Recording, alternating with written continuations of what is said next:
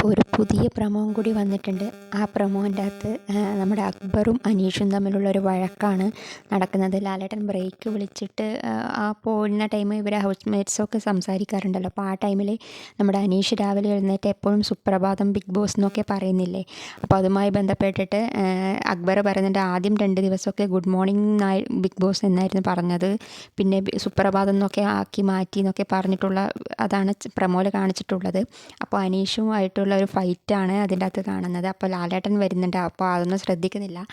ലാലേട്ടൻ എന്നിട്ട് ഇവരുടെ വഴക്ക് കണ്ട ശേഷം ഒരു ദീർഘശ്വാസമൊക്കെ വിട്ട ശേഷം സുപ്രഭാതം എന്നാണോ അനീഷ് പറയുന്നതൊക്കെ ചോദിച്ചിട്ട് ആ വിഷയം എടുത്തിടുന്നുണ്ട്.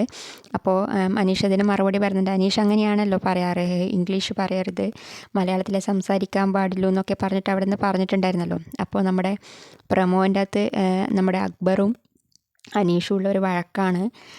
അനീഷ് പിന്നെ പറഞ്ഞത് തന്നെ പറഞ്ഞുകൊണ്ടിരിക്കുമല്ലോ. അപ്പോൾ ആ ഒരു വഴക്കാണിപ്പോൾ പുറത്ത് വിട്ടിട്ടുള്ളത്. നമുക്ക് എന്ത് തന്നെയാലും അത് എപ്പിസോഡിൽ എന്താണ് അതിൻ്റെ കാരണം എന്നുള്ളത് അറിയാൻ വേണ്ടി വെയിറ്റ് ചെയ്യുക.